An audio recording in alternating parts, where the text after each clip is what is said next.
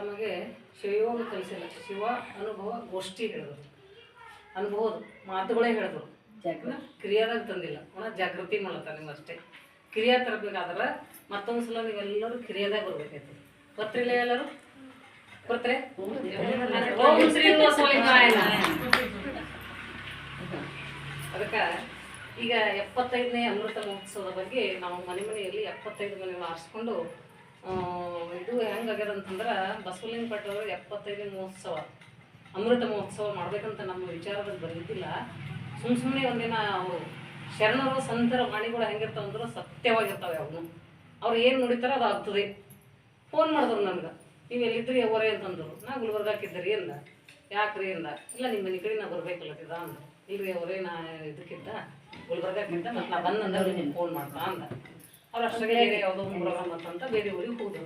ಮತ್ತು ನಾ ಬಂದು ಮತ್ತೆ ಫೋನ್ ಮಾಡ್ದೆ ಇವ್ರಿಗೆ ಫೋನ್ ಮಾಡಿದ್ರೆ ಮುಂಜಾನೆ ಗೊತ್ತೊಂಡಾಗ ಇವ್ರದ್ದು ಫೋನ್. ಶರಣರು ನೋಡಿಗಳು ತಂತಾನೆ ಇರ್ತಾವ್ರಿಗೆ.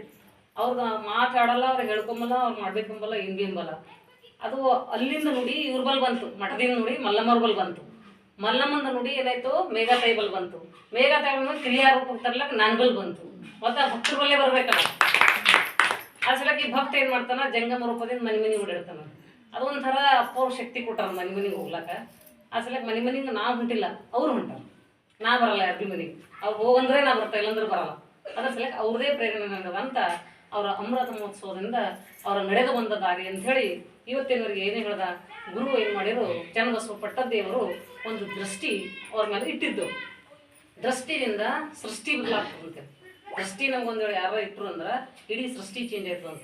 ಯಾಕೆ ಅಂದ್ರೆ ನಮ್ಮ ದೃಷ್ಟಿದಾಗ ಕಾಮಲೆ ತುಂಬ್ಕೊಂಡಿತ್ತಂದ್ರೆ ನಮ್ಗೆ ಜಗೆಲ್ಲ ಕಾಮಲೆನೇ ಕಾಣಿಸ್ತು, ಹಚ್ಚುಗೆ ಕಾಣಿಸ್ತು.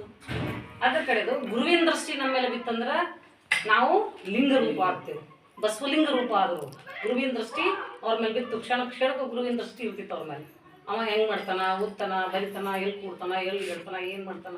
ಈ ಮಗು ಏನಾಯ್ತದ ಒಂದಿನ ನನ್ನ ಮಠಕ್ಕೆ ಅಧಿಪತಿ ಆಯ್ತದ ಅಂತ ಮನದಾಗ ಇಟ್ಕೊಂಡು ಏನು ಮಾಡಿದ್ರು ಅಂತಂದ್ರೆ ಅವ್ರಿಗೆ ಅವ್ರಾಗ ಏನು ಮಾಡಿದ್ರು ಅಂದ್ರೆ ಎಲ್ಲ ಹಾನಗಲ್ ಕುಮಾರೇಶ್ವರ ಇದ್ರಾಗ ಹೋಗಿ ಇಟ್ಟಿದ್ದು.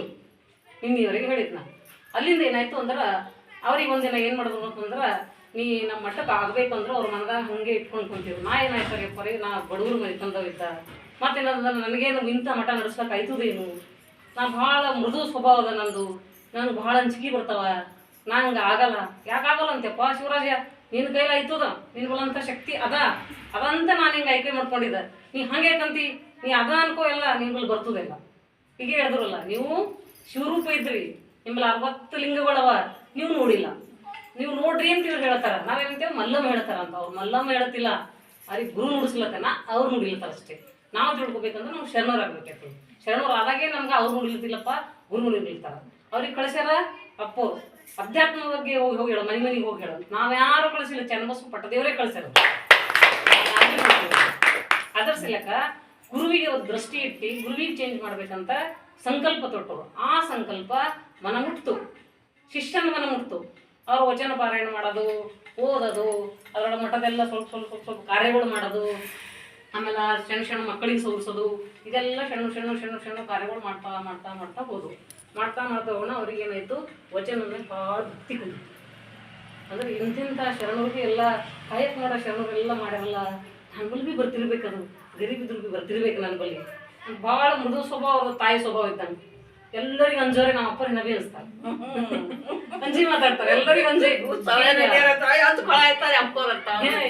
ಅಪ್ಪರ್ ಅಂತಾರೆ, ಅಂಜೆ ಮಾತಾಡ್ತಾರೆ ಎಲ್ಲರಿಗೂ.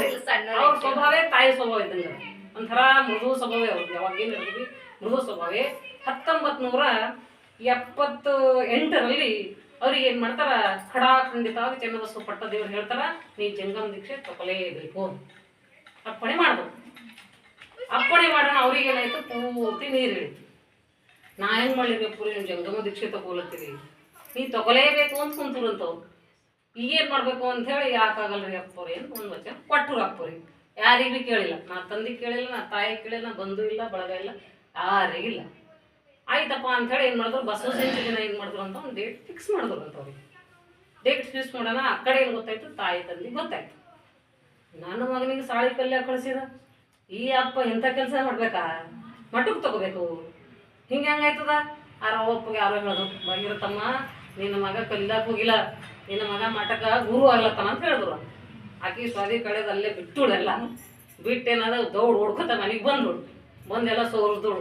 ಮತ್ತೇನಂದ್ರೆ ತಂದೆ ಕರೆದೋಳು, ಹಿಂಗೆ ಮಾಡ್ಯಾರಂತ ಗುರು ಮಾತು ಗುರು ಇದು ಬಿಟ್ರಿ ನೀವು ಅಲ್ಲಿ ನಡೀರಿ ಹೋಗ್ಯಾರ ಬಲ್ಕಿಗೆ ತಯಾರಾಗ್ರಿ ನೀವು ತಯಾರಾಗ್ರಂದ್ರೆ ಮತ್ತೆ ಒಂದು ನಯ ಗಡ್ಬಡ್ ಮಾಡಬೇಡ, ನಾ ಏನೋ ಸೋದ್ರ ಮಾಡೋದನ್ನ ಹೇಳ್ತಾ ಮತ್ತು ಹೋಗ್ಲಾಗ ಬರ್ತದೆ ಎಲ್ಲರೂ ಅಂಥೇಳಿ ಅವ್ರೇನು ಸೋರಿಸ್ಕೊಂಡವ್ರೆಲ್ಲ ಸೋರಿಸ್ಕೊಂಡು ಮಠಕ್ಕೆ ಬರೋ ತಯಾರಿದಾಗ ಹರ ನಾಳಿನ ದಿನ ಮುಂದೆ ತಾಯಿ ದುಃಖ ಏನು, ತಾಯಿ ಕರಳು ಏನಂತದ, ತಾಯಿ ಸಂಸಾರ ಬಿಟ್ಟು ಹೋಗಬೇಡ ಮಗ ಅಂತ ಹೆಂಗೆ ಅಂತಾಳ ಅಂತ ಸವಿಸ್ತಾರವಾಗಿ ನಾಳೆ ಒಂದು 5 ನಿಮಿಷ ಹೇಳ್ತೀನಿ.